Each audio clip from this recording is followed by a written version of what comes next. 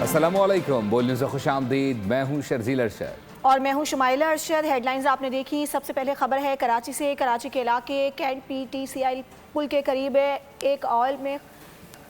एक oil spill में खौफनाक आग लगी है। फायर ब्रिगेड की गाड़ियां जाए वकुआ पर रवाना कर दी गई हैं। कराची का इलाका है कैंट PIDCL पुल के करीब ऑयल स्पिल में खौफनाक आग लगी है और फायर ब्रिगेड की गाड़ियां जाए वकुआ की जानिब रवाना कर दी गई हैं। रेस्क्यू 1122 की जानिब से आग पर काबू पाने का अमल जारी है। कराची के इलाके कैंट PIDC पुल के करीब ऑयल स्पिल में खौफनाक आग भड़क उठी है और बताया जा रहा है कि फायर ब्रिगेड की गाड़ियां जाए वकुआ पर रवाना कर दी गई हैं। रेस्क्यू 1122 की जानिब से भी आग पर काबू पाने का अमल जारी है और विजुअल में वाज़े तौर पर धुआं उठता हुआ भी देखा जा सकता है और वाज़े तौर पर देखा जा सकता है कि करीब में ही जो घास है वो भी मौजूद है, जिसकी वजह से आग बढ़ती हुई दिखाई दे रही है। ताहम आग पर काबू पाने के लिए फौरी तौर पर रिस्पॉन्स किया गया है। 1122 की जानिब से फायर ब्रिगेड की गाड़ियाँ भी मौके पर रवाना कर दी गई हैं। मज़ीद तफला जान लेते हैं खुरम गुलजार से। खुरम, बताइएगा आग कैसे लगी, किस दर्जे की करार दी जा रही है?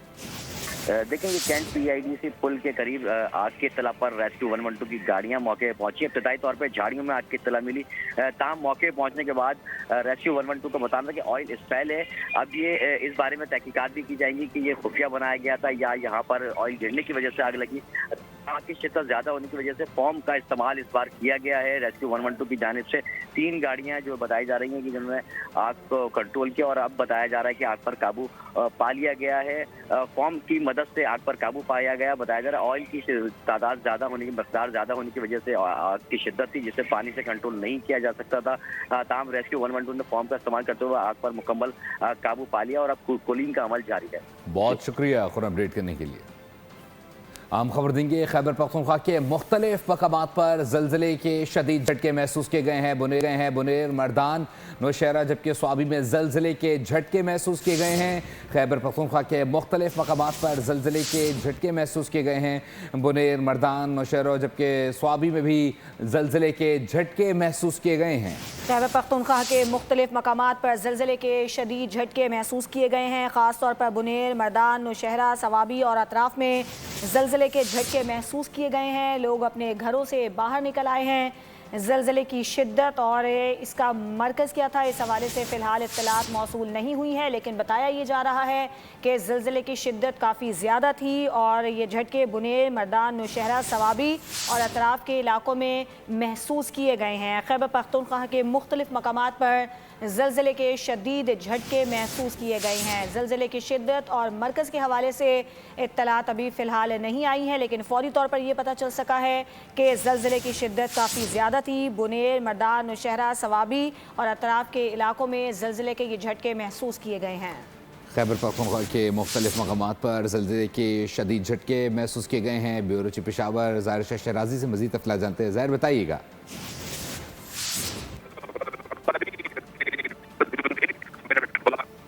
ज़ाहिर शाह से हम दोबारा राबता करेंगे। खैबर पख्तूनख्वा के मुख्तलिफ मकामात पर ज़लज़ले के शदीद झटके महसूस किए गए हैं। बताया ये जा रहा है कि खौफ व हिरास के आलम में लोग अपने घरों से, इमारतों से बाहर निकल आए हैं। बुनेर, मर्दान, नौशहरा, सवाबी में ये झटके महसूस किए गए हैं। खैबर पख्तूनख्वा के मुख्तलिफ मकामात से ज़लज़ले के शदीद झटके मौसूल होने की इत्तलात हैं और ये बताया जा रहा है कि बुनेर, मर्दान, नौशहरा और सवाबी में और अतराफ़ के इलाकों में ज़लज़ले के झटके महसूस किए गए हैं।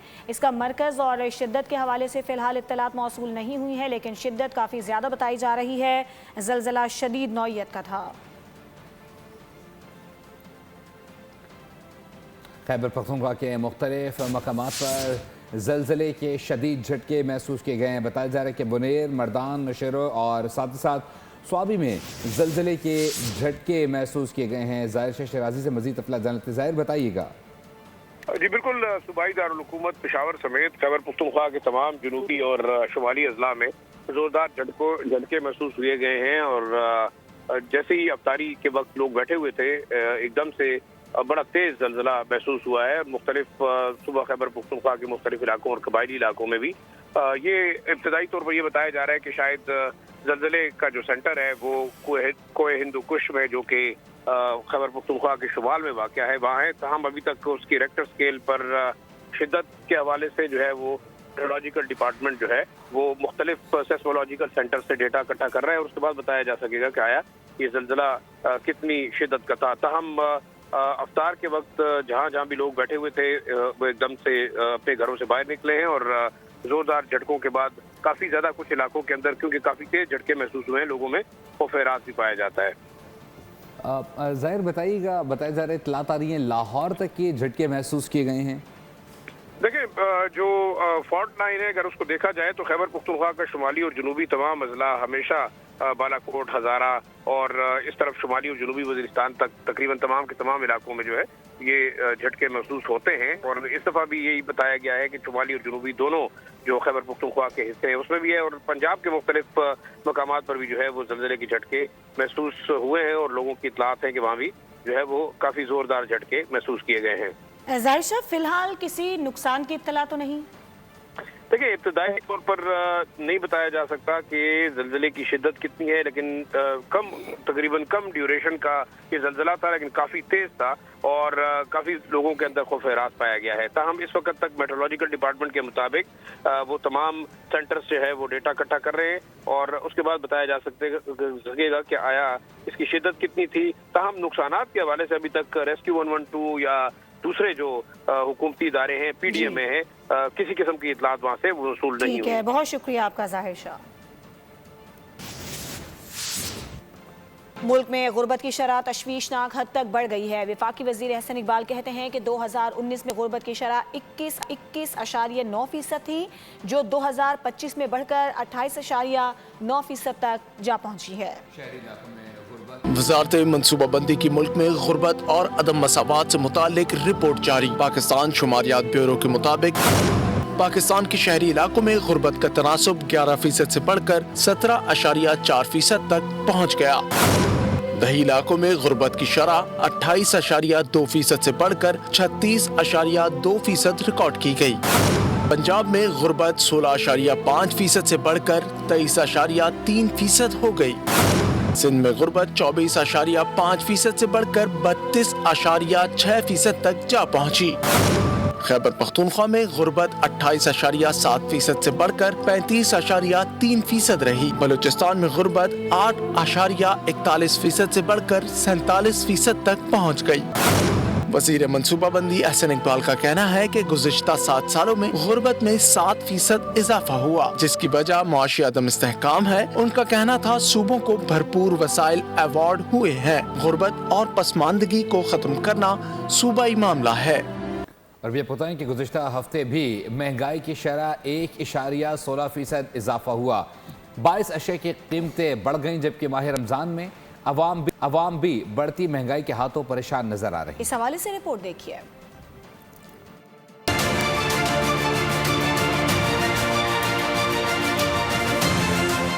ادارہ شماریات نے مہنگائی کے ہفتہ وار اعداد و شمار جاری کر دیے. سالانہ بنیادوں پر مہنگائی کی شرح 5.19% تک پہنچ گئی. فیصل آباد میں سبزیاں سرکاری نرخوں پر فروخت کرنے کے بجائے منمانے ریٹس پر فروخت کی جا رہی ہیں. ملتان میں کیلا 250 روپے درجن جبکہ سیب 500 روپے کلو ہو گیا. چیزیں سستی ہونی چاہیے مگر یہ ایسا ملک ہے جہاں پہ چیزیں بہت مہنگی ہو گئی ہیں. افطاری کے لیے فروٹ چاٹ کا دل کرتا ہے جس کا سیب کا ریٹ دیکھا جائے تو 500 روپے کلو ہو گیا اور کیلا 250 سے 300 روپے کلو. ادھر کافی مہنگے دام میں بک رہے ہیں. یہاں پہ تقریباً 1 کلو پہ 10 سے 20 روپے کم بک رہا ہے. ہماری کلیکٹیو مینٹیلٹی ریفلیکٹ ہوتی ہے کہ ہم رمضان کے مقدس مہینے کا اس طریقے سے ناجائز فائدہ اٹھاتے ہیں اور آرٹیفیشل ہائکس کریٹ کرتے ہیں.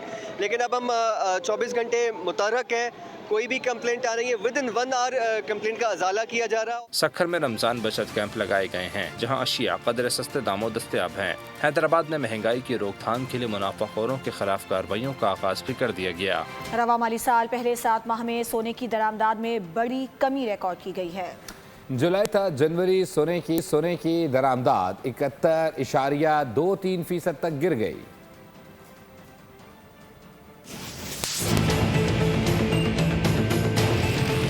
سونے کی برآمدات میں کمی. رواں مالی سال کے پہلے 7 ماہ میں 45 کلو گرام سونا امپورٹ ہوا. درآمدی بل $17,85,000 رہا.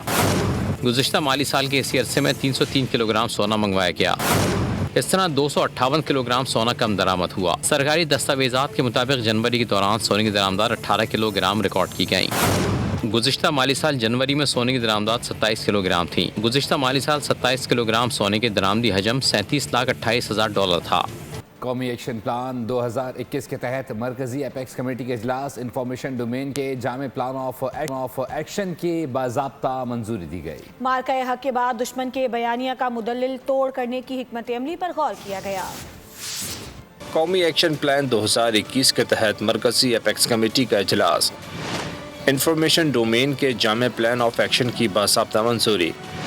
کمیٹی نے طے کیا کہ قومی بیانیے کو مضبوط بنانا وقت کی اہم ضرورت ہے۔ الیکٹرانک، ڈیجیٹل اور آؤٹ ڈور میڈیا کے ذریعے مربوط مہم، فلمیں اور دستاویزی پروگراموں کے ذریعے قومی بیانیے کو مستحکم کرنے کی حکمت عملی بنائی گئی۔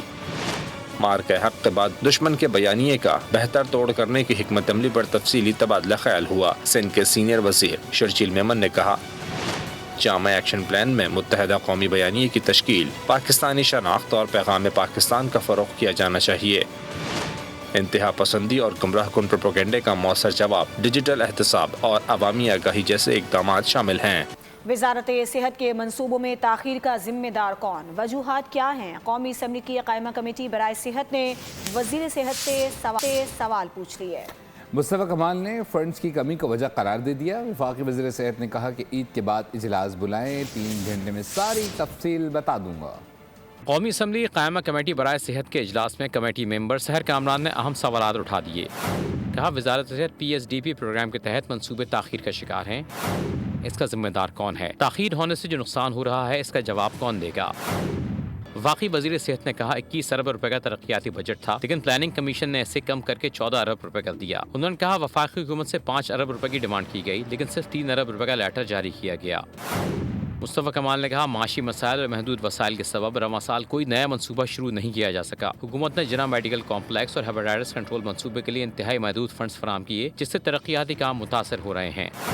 وزیر صحت نے عید کے بعد اجلاس بلانے کی تجویز دی۔ یقین دلایا گیا 3 گھنٹے میں سب بیان کر دوں گا۔ زور دیا کہ مہم جوئی کے بجائے وزارت کی اصل کہانی سامنے لائی جائے۔ وفاقی حکومت نے پارلیمنٹ کا مشترکہ اجلاس 2 مارچ کو طلب کرنے کا فیصلہ کر لیا ہے۔ ذرائع کے مطابق وفاقی حکومت نے صدر مملکت آصف علی زرداری کو سمری ارسال کر دی ہے۔ ذرائع کے مطابق صدر مملکت آصف علی زرداری مشترکہ اجلاس سے خطاب کریں گے۔ صدر کے خطاب کے بعد قومی اسمبلی کے نئے پارلیمانی سال کا آغاز ہوگا۔ پارلیمنٹ کا مشترکہ اجلاس 2 مارچ کو دوپہر 3 بجے ہوگا۔ پہلی سحری کی خوشی میں صبح سویرے اٹھنے والے 16 افراد اب بھی نیند سو گئے۔ کراچی سولزر بازار میں گیس لیکیج کا دھماکہ ہوا، حادثے کی CCTV سامنے آ گئی ہے۔ پہلی سحری وقت 3:47۔